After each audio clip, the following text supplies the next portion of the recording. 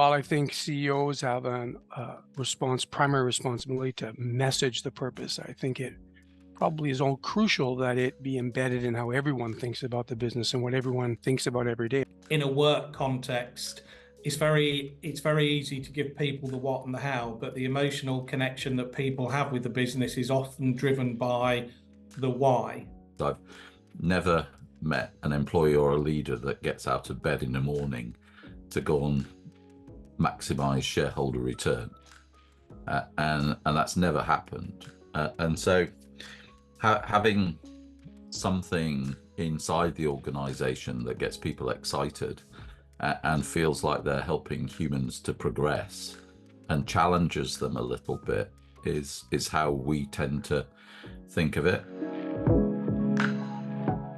We have 33 words which describe our organizational identity of ourselves, and it's based on the markets we operate in and how we aspire to operate in them.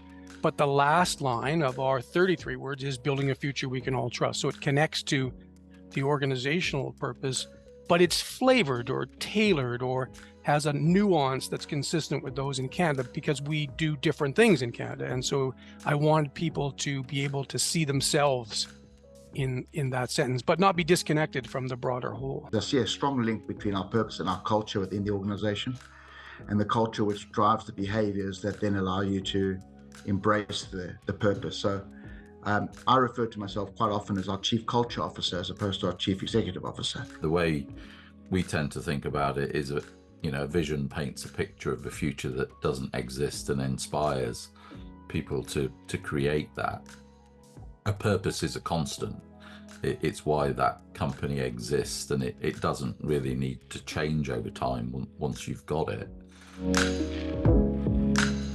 We've just built our next 5-year strategic plan out to 28. We've absolutely embedded that completely within the why, the what's and the how. So all of our strategic initiatives that we're going to be focused on are linked to our 3 what's. What you don't want is drift, and I think that definitely can happen the more humans involved in something, especially, I don't know how your guys' organizations are built up, but in healthcare we have many different disciplines who all have their own tribes, who all want to think their opinion is important. Creating certainty for people, that is incredibly important in an organization, because in this world there are so many uncertain factors in people's lives, and to have that constant of this is our purpose, that we can also measure our decisions we're making against that purpose, it just gives you a bedrock or a touchstone that you're always going back to. For me, the culture is an enabler of achieving the purpose that we want to do, but it's not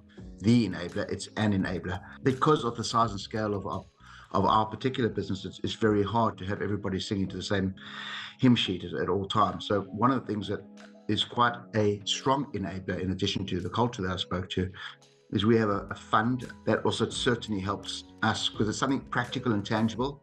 And if you don't have something that they can actually really live and breathe, then it's hard for people at all levels of the organization to always reconcile to what it is you're putting out there. People ever ask, are we really serious about this?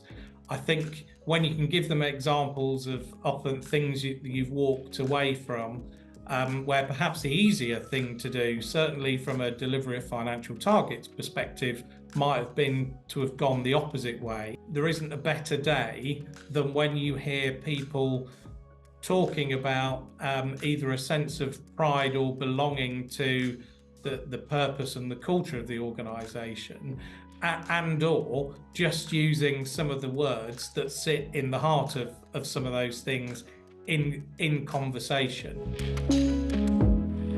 Fundamentally, a purpose should endure. So it should cut across changes in market cycles, in what's going on in society, in some of the geopolitical scenarios we find ourselves in, if you've come up with the right purpose in the first place. New CEO comes in and they sort of change everything, and employees don't like that. They get very confused by that. The one thing I've noticed as more and more businesses have sort of defined their purposes, the new CEO comes in and the employees won't let that new person change the purpose because they own it.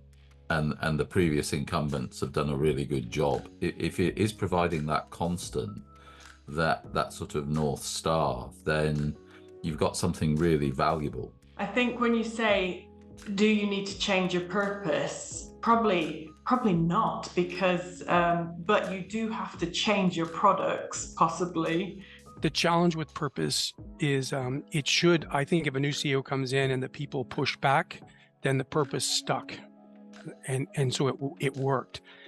That creates the challenge, the larger the organization, or the more diverse the organization, between a purpose that's sufficiently abstract that it can stay stuck and sufficiently meaningful that people can connect to it. And I think that's this purpose paradox that we'll all face. The fuel that will drive the innovation over the challenge of the future will be collaboration, and collaboration is again energized. The renewable energy of collaboration is trust. And so it's kind of consistent and it can survive for the long time. The definition of a great purpose is that it's open to challenge, but strong enough to withstand challenge. So it should be sustainable. It should be something that is consistently, not consistently in the sense that it's every week, every month, every year even, reviewed, but it is held to a light that makes sure that it's still relevant. The philosophy of the founder brought up to date and projected forward actually gives you a lot of clues as to what the organization's purpose should be. So we often sort of use the phrase, to go forward, we look back. So now society expects to judge you as a business, and therefore your employees are a part of society. So your employees are judging you as a business. So having a clear purpose actually aligns what your employees think with what societies think. The volatility of the markets that all of us have to live in and work in, I think the challenges we faced are going to be minuscule compared to what we're about to face, and across a spectrum of things. I can hope and believe that strong purpose-driven companies will get us through that. I fear they may not. If you are not certain on your purpose in a time of huge change and where difficult decisions will need to be made, that is when you will fail. More and more people want to know what your business stands for as part of their decision-making progress in whether they want to come and work for you or not. And we should never lose sight of the fact that those people have choices. They can come and work for us. They can come and work for one of our competitors. What you stand for is driven by your purpose.